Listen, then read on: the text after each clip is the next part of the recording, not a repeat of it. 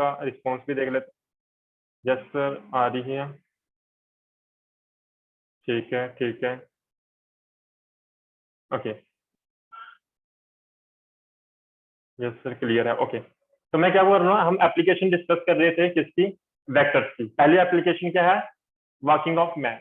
Working of man, जैसे ये man चल रहा है, ये आपका क्या है, रेड कलर की जो ऐसे लाइन बनाई है, ये क्या है, आपका ग्राउंड है। तो मैंने आपको बताया, ये जो ग्राउंड है, इस ग्राउंड के ऊपर आकर हम ह्यूमन जो है जब चलते हैं, अपने पाँव की मदद से इस तरफ नीचे की तरफ फोर्स लगाते हैं, जो कि क्या है, एफ है। यहाँ पे कॉन्सेप्ट आता है आपका न्यूटन के थर्ड लॉ का। न्यूटन थर्ड लॉ क्या कहता है, अगर ये इस तरह से कोई ग्राउंड है, इस ग्राउंड के ऊपर अगर नीचे की तरफ आप फोर्स लगाते हो, बिल्कुल इक्वल एंड ऑपोजिट आपकी क्या होती है, रिएक्शन होती है। अगर ये फोर्स है तो बिल्कुल ऑपोजिट डायरेक्शन में इक्वल फोर्स लगेगी, जिसको हम क्या बोलते हैं, रिएक्शन बोलते हैं, आर के साथ लिखते हैं। उसी कॉन्सेप्ट को यूज करते हुए आपके पाँव ने जैसे ही नीचे की तरफ फोर्स लगाई, उतनी ही फोर्स से, उतनी ही ताकत से ऑपोजिट डायरेक्शन में आपकी क्या लगेगी, रिएक्शन होगी, डायरेक्शन ऑपोजिट होगी, ये रिएक्शन होगी आपकी। अब ये रिएक्शन है, आर है, इसको मैं दो कंपोनेंट में रिजॉल्व कर सकता हूँ, ये आर है, इस आर को मैं दो कंपोनेंट में रिजॉल्व कर सकता हूँ। आप बोलोगे सर कर सकते हैं, कैसे करते हैं, कल सिखाया था मैंने। एक कंपोनेंट ये होगा, दूसरा कंपोनेंट आपका कौन सा होगा, ये होगा। पर वहां पे मैंने आपको बताया था एंगल का भी जरूरत पड़ती है। तो ये जो आपका पाँव था, ये एंगल बना रहा था, मान लीजिए कितनी एंगल बना रहा था, थीटा एंगल बना रहा था, किसके साथ, ग्राउंड के साथ। किसके साथ एंगल बना रहा था, ग्राउंड के साथ। तो इस लाइन को ध्यान से देखो, ट्रांसवर्स लाइन है ये। तो यहाँ पे वर्टिकल ऑपोजिट एंगल का कॉन्सेप्ट लग जाएगा।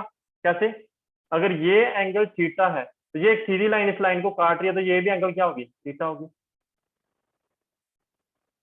ये डायग्राम समझ आई होगी। अब थोड़ा सा आपने इतना बड़ा आदमी नहीं बनाना, आपने सिंपल सा एक पाँव बनाओगे, जैसे इस तरह पे बनाया हुआ है, जो मैं यहाँ पे आपके लिए डायग्राम बना भी देता हूँ। देखिए सिंपल, आप कैसे डायग्राम बनाओगे अपनी कॉपी पे, ये एक लाइन होगी, यानी कि ग्राउंड है, ये हॉरिजॉन्टल सरफेस है। इस हॉरिजॉन्टल सरफेस पे आप क्या बनाओगे, एक फिक्स बनाओगे, पाँव बनाओगे। ठीक है, मैं कोशिश करूंगा यहाँ पे पाँव अच्छे से बन पाए, नहीं भी बनेगा आपको सिर्फ समझना है। इस तरह से आप क्या करोगे, एक पाँव बनाओगे, जो कि नीचे की तरफ क्या करेगा, फोर्स लगाएगा, है ना। क्या करेगा, नीचे की तरफ फोर्स लगाएगा, इस तरह से। ये नीचे की तरफ क्या लग रही है, फोर्स लगाई इसने। जैसे ये नीचे की तरफ फोर्स लगाई, कितने एंगल बना रहा है, ये ग्राउंड के साथ है, थीटा एंगल बना रहा है। कितने एंगल बना रहा है, theta. According to Newton third law, बिल्कुल इक्वल एंड ऑपोजिट फोर्स लगेगी आपकी, बिल्कुल इक्वल एंड ऑपोजिट फोर्स लगेगी, इस तरह से। जिसको हम क्या बोलते हैं, नॉर्मल रिएक्शन बोलते हैं, सॉरी, जिसको हम क्या बोलते हैं, रिएक्शन बोलते हैं, इस तरह से। मैग्नीट्यूड इक्वल होता है, बट डायरेक्शन क्या होती है, ऑपोजिट होती है। तो ये क्या आपकी रिएक्शन है। इसको मैं दो कंपोनेंट में रिजॉल्व कर सकता हूँ, जैसे कि मैंने बताया था आपको, अभी करवा के भी आया हूँ। तो ए कंपोनेंट हमारा कैसा होगा, ये वाला, और दूसरा कंपोनेंट हमारा कौन सा होगा, ये वाला। अब ये एंगल अगर थीटा है, तो ये एंगल भी कैसे होगी, थीटा होगी, बाय वर्टिकल ऑपोजिट एंगल। इस वेक्टर किसको रिजॉल्व किया हमने, आर को रिजॉल्व किया है। तो जिसके साथ एंगल होती है उसके साथ क्या लगता है, कॉस। तो यहाँ पे क्या हो जाएगा, ये आर कॉस थीटा है, कल सिखाया था कैसे लिखते हैं। और ये कौन सा होगा आपका, आर साइन थीटा होगा। कल बताया था मैंने बोला था, प्रूफ भी बता दिया और कैसे लिखना होता है ये भी सिखा दिया था कल मैंने। तो यहाँ पे हमें दो कंपोनेंट देखने को मिले, एक कौन सा, आर कॉस थीटा, और दूसरा कौन सा हमारा, are sine theta.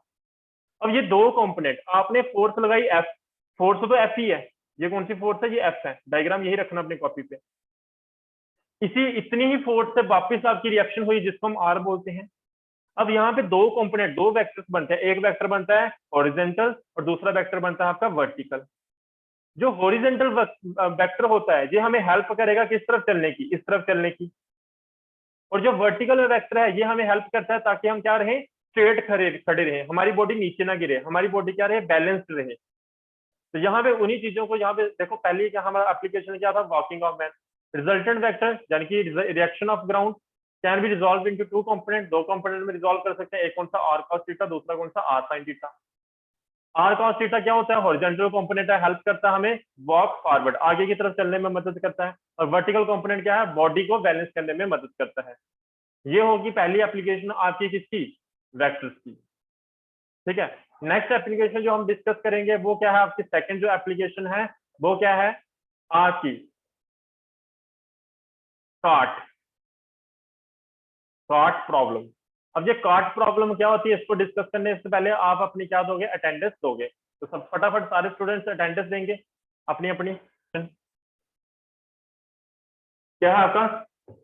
Cart problem. कौन सी problem? Cart problem. Cart problem मतलब आपने नोटिस किया होगा हमारे पास ये जो कार्ट है ना, जो सब्जी वाले होते हैं जैसे बाहर, उनके पास कार्ट होती है, तो ये रेडी बोलते हैं जिसको हम। तो इनको हम क्या करते हैं, दो तरीके होते हैं इसको चलाने के। जैसे ये पर्सन क्या कर रहा है, आगे की तरफ इसको पुश कर रहा है, और इस केस में ये क्या कर रहा है, अपनी तरफ पुल कर रहा है। मेरा क्वेश्चन यहाँ पे आपके लिए ये बनता है, मुझे बताओ एक जो ये कार्ट है ना, हॉर्स की प्रॉब्लम भी हो सकती है, सेम सभी के लिए होता है। इसको पुश करने में हमें ज्यादा मेहनत करनी पड़ेगी या पुल करने में ज्यादा मेहनत करनी पड़ेगी? आसान काम हमारे लिए कौन सा होता है? ये इसके लिए इजी कर हो रहा है काम करना, या इसके लिए इजी है? रोड एक जैसा प्लेन है, अगर किसी को इसका आंसर ऐसे ही पता तो ऐसे ही बता सकते हो, ये केस फर्स्ट है, ये केस सेकंड है। तो आप मुझे बताओ फर्स्ट केस में हमारा लिए जो कार्ट चलाना इजी है, या सेकंड केस में हमारे लिए कार्ट चलाना इजी है? कौन से केस में हमारे लिए जिस चीज चलाना इजी होता है? स्टूडेंट्स बोल रहे हैं सर सेकंड में, विशाल ने बोला सेकंड में, ठीक है। एक ने बोला है फर्स्ट में। फर्स्ट में हार्ड किसने बोला? लवप्रीत बोला फर्स्ट में हार्ड, विशाल बोल रहा है सर आपको से नोट्स मुझसे मिल रहे हैं क्या? हाँ हाँ बिल्कुल बिल्कुल, नोटिस डाला हुआ था ना। पुल हार्ड पुश इजी, अखिल बोल रहा है।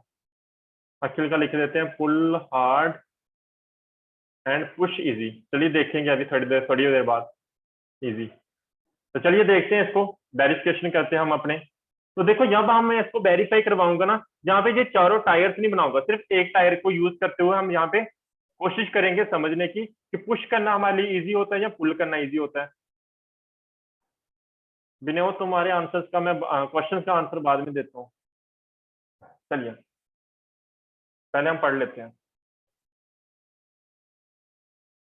तुम्हारे क्वेश्चन की। कुछ और ही होते हैं, पढ़ाई से रिलेटेड नहीं होते। तो देखिए यहाँ पे मैं एक टायर बना रहा हूँ, जैसे यहाँ पे एक टायर बना हुआ है, ये एक टायर बनाया हुआ है मैंने, ठीक है। दूसरी चीज यहाँ पे मैंने क्या रख, ये किसके ऊपर टायर चल रहा है आपका? एक ग्राउंड के ऊपर चल रहा है ऐसे करके, ठीक है। मैं चलो अलग ही डायग्राम बनाता हूँ साइड पे, ताकि आपको इजी हो समझना। एक पुश वाला केस करेंगे, एक हम पुल वाला केस करेंगे, ठीक है। तो एक हमने क्या बना दिया टायर बना दिया, ये लीजिए, ये हमारे पास एक टायर है इस तरह से रेड कलर में, और नीचे ये क्या है आपका? हॉरिजेंटल सरफेस है जिसके ऊपर ये टायर चल रहा है, ठीक है, उस गाड़ी का। अब देखो मैंने क्या करना है, मुझे क्या करना होगा, मुझे यहाँ पे इस ग्राउंड सरफेस को मैं थोड़ा सा शिफ्ट कर लूंगा। शिफ्ट कैसे करूंगा? ऐसे करके एक डॉटेड लाइन बनानी है, और यहाँ पे मैंने शिफ्ट कर दिया। शिफ्ट कैसे किया? देखो पैरेलल लाइन ड्रॉ किया है, मतलब ये लाइन और ये लाइन एक ही चीज है, पैरेलल ड्रॉ किया। तो अब यहाँ पे कैसे समझते हैं इसको, इसको ध्यान से देखना भी, बिल्कुल पेशेंस से देखो। मैं पहला कौन सा केस कर रहा हूँ? पुश वाला। कौन सा केस कर रहा हूँ? पुश वाला। तो ये आपका इसका सेंटर हो गया, इसका ये क्या है? सेंटर है टायर का। सारा इफेक्ट हम सेंटर से लेते हैं। और जब आप पुश करते हो मीन्स इसको धक्का लगाओगे, ऐसे करके देखना, ऐसे करके इसको धक्का लगाओगे, ऐसे करके धक्का लगाओगे ना, तो मतलब ये आगे की तरफ बढ़ रहा है, ये ना ऐसे करके आपकी फोर्स आगे जा रही है। इसको मैंने ऐसे एक्सटेंड कर दिया फोर्स को। ये क्या, ये आपने धक्का लगाया, यानी कि ये क्या आपकी फोर्स है F। और ये जो फोर्स है हॉरिजॉन्टल सरफेस के साथ एंगल कितनी बना रही है, यानी कि ग्राउंड के साथ एंगल कितनी बना रही है, क्योंकि ग्राउंड को मैंने ऊपर की तरफ शिफ्ट कर दिया, तो एंगल कितनी बना रही है? थीटा। ये भी बात समझ आई होगी। और इसको मैं दो कंपोनेंट्स में रिजॉल्व कर सकता हूँ। क्या कर सकता हूँ? दो कंपोनेंट्स में रिजॉल्व कर सकता हूँ। कैसे? एक कंपोनेंट ये आएगा, ठीक है जी, और दूसरा कंपोनेंट आएगा मेरा ये दो कंपोनेंट्स आ गए। अब एफ को रिजॉल्व किया तो क्या आएगा? ये एफ कॉस थीटा आएगा। क्यों कॉस थीटा आएगा? क्योंकि जिसके साथ एंगल होती है उसके साथ हम कॉस लिखते हैं, तो एंगल इस कंपोनेंट के साथ है, तो ये क्या आ जाएगा? F cos theta. और जिस कंपोनेंट के साथ एंगल नहीं होती उसके साथ हम क्या लिख लेते हैं? F sine theta. क्यों लिखते हैं? ये कल प्रूफ करवाया था मैंने, कल वाले टॉपिक में। तो ये हमारे पास यहाँ पे दो कंपोनेंट देखने को मिले, एक एफ कॉस थीटा, दूसरा कौन सा? F sine theta. लेकिन यहाँ पे एक चीज और देखने को हमें मिलती है, वो क्या है आपका? वेट। वो क्या है आपका? वेट। किसका वेट? इस जो टायर है इसका वेट, जो कार्ट है उसका वेट। वेट हमेशा कोई भी बॉडी का किस तरफ होता है? नीचे की तरफ होता है, किस तरफ होता है वेट? हमेशा नीचे की तरफ होता है। तो इसका वेट भी क्या होगा? ऐसे नीचे की तरफ होगा, W, जो कि क्या है? W। ये कौन सा केस की डायग्राम बनाई मैंने? जब हम क्या कर रहे हैं, इसको पुश कर रहे हैं। सेम दूसरा केस हम डिस्कस करेंगे पुल का। इसको भी मैं साइड पे इसकी डायग्राम बनाता हूँ, यहाँ पे आपके लिए इजी हो जाएगा बाद में। देखिए फिर से एक आपने क्या बनाना है? टायर बनाना है। ये बना दिया मैंने एक टायर, ये लीजिए। उम्मीद करता हूँ ये दिखा होगा आपको। फिर उसके बाद एक क्या बनानी है आपने? ग्राउंड की लाइन बनानी है जिसके ऊपर ये टायर चल रहा है। ये लीजिए, ये बना दी मैंने एक लाइन, यानी कि ग्राउंड सरफेस। ये देखो, क्या लेक्चर की रिकॉर्डिंग हो रही है? एक बार देख लूं मैं। ठीक है, अब क्या करना है आपको? फिर से ग्राउंड को शिफ्ट कर दो ऊपर की तरफ, जैसे पहले किया था। ये शिफ्ट कर दिया मैंने इसको ऊपर की तरफ। ठीक है जी, ये कर दिया बिल्कुल इसके सेंटर पे। ये इसका सेंटर होता है टायर का। अब आपने क्या करना है? पुश नहीं करना, पुल करना है। क्या करना है? पुल करना है। पुल का मतलब धक्का आगे की तरफ लगाओगे। ठीक है जी, तो देखिए कैसे पुल कैसे करोगे, सॉरी, पुल कैसे करोगे? अपनी तरफ खींचोगे। किस तरफ खींचोगे? इस तरफ। इसको अपनी तरफ खींच रहे हो आप, धक्का लगा रहे हो। यहाँ पे आपके हाथ होंगे, ये आपके हाथ। आप इस तरफ खींच रहे हो, अपनी तरफ खींच रहे हो, यानी कि क्या कर रहे हो? पुल कर रहे हो। कौन सा केस? पुल वाला। ये एंगल कितनी में आ रहा है? हॉरिजॉन्टल सरफेस के साथ थीटा बना रहा है। इसको भी मैं दो कंपोनेंट में रिजॉल्व कर सकता हूँ, है ना, रेक्टेंगुलर कंपोनेंट्स में। एक कंपोनेंट कौन सा होगा? ये वाला। और दूसरा कंपोनेंट कौन सा होगा? ये वाला। इस कंपोनेंट का नाम, ये क्या थी? फोर्स लगाई आपने, एफ। तो इस कंपोनेंट का नाम क्या होगा? जिसके साथ एंगल होती है उसका नाम क्या होता है? कॉस लगता है उसके साथ। एफ को रिजॉल्व किया तो क्या गया? एफ, जिसके साथ एंगल उसके साथ कॉस थीटा, और जिसके साथ एंगल नहीं उसके साथ क्या? Sine theta. तो दो कंपोनेंट यहाँ पे बने।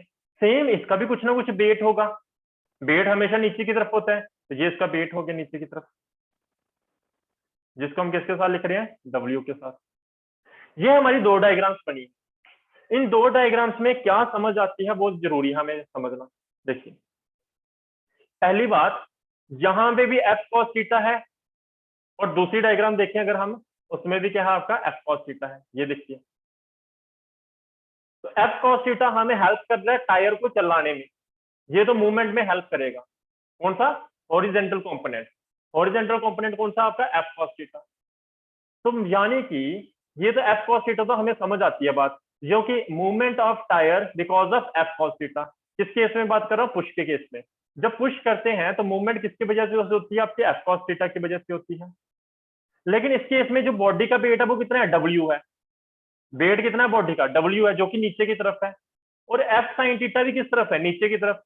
जब दो वेक्टर्स एक ही डायरेक्शन में हो तो क्या हो जाते हैं? ऐड हो जाते हैं। तो मीन्स टोटल ओवरऑल जो वेट बन जाएगा, जो हम फोर्स लगा रहे थे उसके कारण हमारा वेट क्या हो जाएगा? इंक्रीज हो जाएगा टायर का। कितना? देखिए नेट वेट। नेट वेट क्या हो जाएगा? नेट वेट हो जाएगा हमारा, पहले कितना था? डब्ल्यू। एक और वेक्टर इसके अंदर ऐड हो रहा है, तो जो कि क्या हो जाएगा? F sine theta. दोनों क्या हो गए? ऐड। ओवरऑल जो वेट हो गया हमारा इस केस में इंक्रीज हो गया, जो कि नेट वेट क्या हो गया? W plus F sine theta. लेकिन पुल के केस में देखते हैं, उस केस में क्या हुआ। पुल का केस देखो, बॉडी वेट तो डब्ल्यू है, टायर की movement because of F cos theta हो रही है, ये तो समझ आ रही है। लेकिन इस केस में देखो, वेट नीचे की तरफ है, लेकिन एफ साइन थीटा जो है ऊपर की तरफ है, डायरेक्शन ऑपोजिट है। यानी कि इस केस में जो नेट वेट होगा, वेट डब्ल्यू जो एक्चुअल वेट है उसको माइनस कर दो किसके साथ?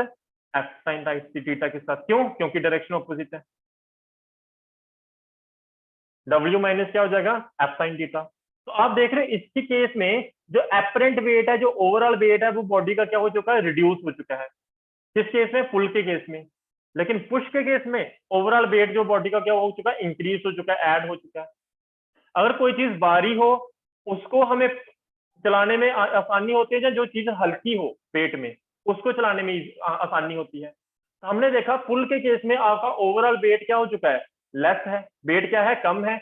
इसका मतलब कोई भी कार्ट हो या कोई भी टायर हो, कोई भी चीज को जब आपको मूव करना होता है, सबसे इजी हमारे लिए क्या होता है? पुल करना। क्या इजी होता है? पुल करना, एज कम्पेयर टू पुश। आपने जब भी किसी को देखा होगा, अगर वो कोई चीज को, अब देखो वो डायग्राम दिखाता है जो मैंने स्टार्टिंग में दिखाई, मीन्स इसके लिए इस कार्ट को चलाना, ये जो रेडी चला रहा है, इसको चलाने के लिए इसको तब ज्यादा काम करना पड़ रहा है, ज्यादा फोर्स लगानी पड़ेगी क्योंकि वेट इसका ज्यादा होगा। लेकिन पुल करने में हमारे लिए इजी होता है क्योंकि हमारा वेट ओवरऑल क्या हो जाता है, रिड्यूस हो जाता है। जब वेट रिड्यूस हो जाएगा तो पुल करना हमारे लिए इजी हो जाएगा। तो देखते हैं किसने आंसर सही दिया था, पुल हार्ड। किसने बोला था पुल हार्ड? किसी ने बोला था, क्या नाम था उसका, देख लेते हैं। सीबीएसई में देखिए क्वेश्चन आया था एक बार, ये किस तरह से क्वेश्चन था, क्वेश्चन पूछा था does lifting of word is based on vector. तो हमारा आंसर था यस। पर यस क्यों है, इसका रीजन भी मुझे आपको बताना पड़ेगा। देखिए ये मान लीजिए, वैसे मैं यहाँ पे पेंटिंग अच्छी तो कर नहीं पाऊंगा क्योंकि यहाँ पे है आपकी प्रॉब्लम उसकी, है ना। ये वर्ड है आपका, ये वर्ड्स के क्या है, विंग्स है। तो विंग्स जब ये मूवमेंट करेगा विंग्स की वर्ड, तो इस तरह से अपनी फोर्स लगाएगा, एक ऐसे करके और दूसरी ऐसे करके।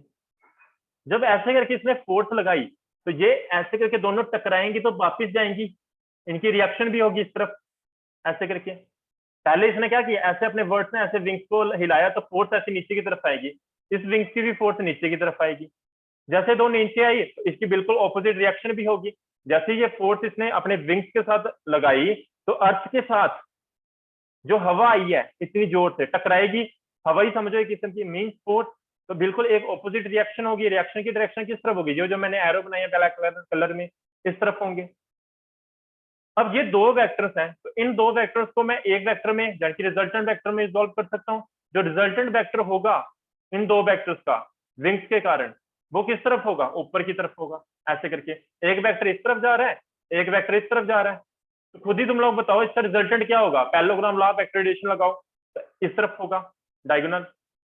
तो दो जो वेक्टर्स हैं उन दोनों वेक्टर्स का जो नेट इफेक्ट होता है वो वर्ड के सेंटर में लगता है, जाके पेट पे लगता है उसके जाके, जो कि रिजल्टेंट वेक्टर होता है।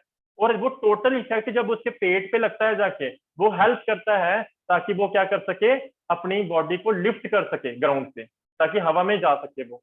तो lifting of word is based on किसके ऊपर, वेक्टर्स के ऊपर। ये आपका आंसर था इस क्वेश्चन का। Does lifting of word is based on vector, तो आपका आंसर होगा यस। किस तरह से लिफ्टिंग हेल्प, वेक्टर्स हेल्प करते हैं लिफ्ट करने में वर्ड को, वो मैंने आपको समझा दिया। इसी के साथ ये आपका सब यूनिट कंप्लीट होता है। कल लास्ट सब यूनिट हम डिस्कस करेंगे कल से, जिसके अंदर हम प्रोजेक्शंस के बारे में पढ़ेंगे, बेसिकली प्रोजेक्टाइल्स के बारे में पढ़ेंगे। जैसे प्रोजेक्टाइल्स के बारे में क्या पढ़ेंगे भी, प्रोजेक्टाइल्स के बारे में हम पढ़ेंगे लाइक जैसे जैवलिन थ्रो होता है, इस तरह से फेंका, वो यहाँ पे जाके लगता है, क्या रीजन है उसका, कितनी वेलोसिटी होती है उसकी। कोई चीज को आप ऊपर से फेंकते हो वो ऐसे करके नीचे गिरती है। ये सारी कंडीशन हम कल वाला जो टॉपिक हमारा शुरू होगा उनमें चीजें सीखेंगे। आपने ये चीज देखी होगी, कभी कभी हम फुटबॉल को किक मारते हैं तो वो इतनी हाइट पे होगा तब भी यहाँ गिरेगा, कभी इतनी जोर से किक भी मार दें लेकिन वो इतनी हाइट पे जाने के बाद वापिस यहीं पे आके गिरता है।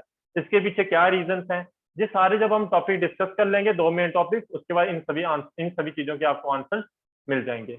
जो हमने नया सब यूनिट डिस्कस करना है काइनेमेटिक का, जो कि लास्ट सब यूनिट रहेगा और वेरी इंपॉर्टेंट है। 2 टॉपिक्स पढ़ने हमने वहां पे डिटेल में, लेंथी है, लेकिन both are very important for your exam point of view. Board exam point of view से तो इंपॉर्टेंट ही है, दूसरे competitive exam point of view से भी इंपॉर्टेंट है। बोर्ड पॉइंट ऑफ व्यू से इंपॉर्टेंट कैसे है, पूरी की पूरी डेरिवेशन आती है आपकी, पूरे के पूरे वो पॉइंट्स पूछते हैं करने के लिए, ड्राइव करने के लिए, उस तरह से 5 मार्क्स का आपका एग्जाम में क्वेश्चन आता है। तो ध्यान रहे उन टॉपिक्स को अच्छे से समझना है। आज जो मैंने पढ़ाया और अभी तक जितना मैंने पढ़ाया, किसी को कोई डाउट है अपनी डाउट पूछ सकता है।